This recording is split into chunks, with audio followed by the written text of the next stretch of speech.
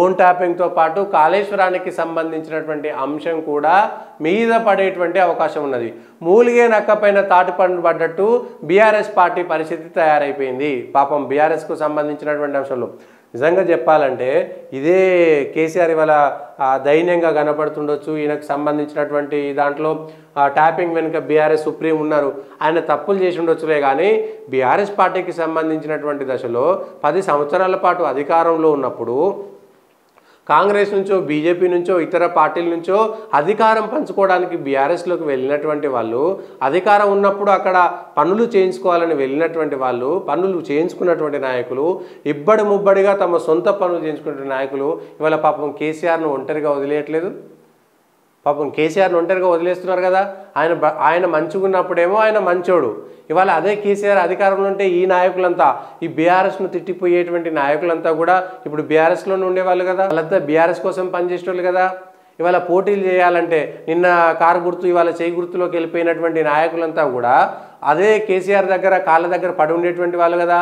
కేసీఆర్కు సంబంధించినటువంటి దర్శనం కోసం, ఆయన ప్రాపకం కోసం చేతులు కట్టుకొని నిలబడి గంటలు గంటలు రోజులు రోజులు ఎదురు చూసేటువంటి వాళ్ళు కదా. అంటే అధికారం కోల్పోయిన తర్వాత కేసీఆర్ను ఒంటరిగా చేస్తున్నటువంటి నాయకులు రేపు పొద్దుగాల ఇతర పార్టీలో చేరి ఆ పార్టీవి కూడా అధికారం కోల్పోతే ఆ పార్టీ నుంచి కూడా బయటికి పోతారు కదా. ఇతర పార్టీలోకి చేరుతున్నటువంటి నాయకులు కేసీఆర్ అధికారంలో ఉన్నప్పుడు పోయినటువంటి నాయకులు, 2014 తర్వాత బీఆర్ఎస్లో చేరినటువంటి నాయకులు, 2023లో కేసీఆర్ అధికారం కోల్పోయిన తర్వాత వెళ్ళిపోతున్నటువంటి నాయకులంతా కూడా ఇతర పార్టీ అధికారం కోల్పోతే ఆ పార్టీ నుంచి జంప్ అయిపోతారా లేదా, ఆ పార్టీని కూడా మోసగిస్తారా లేదా?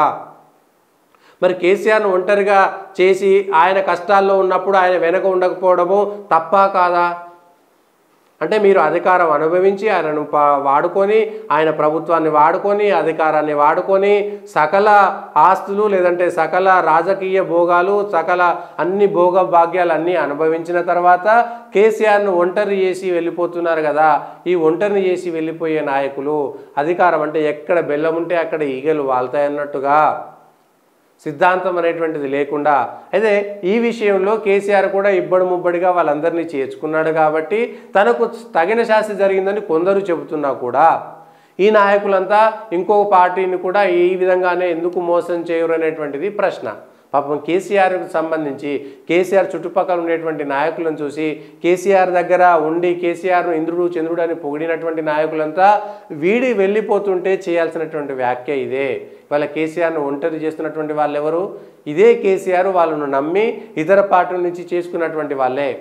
సో తప్పు ఎక్కడ జరిగిందనేటువంటిది ప్రజలే చర్చించుకుంటారు.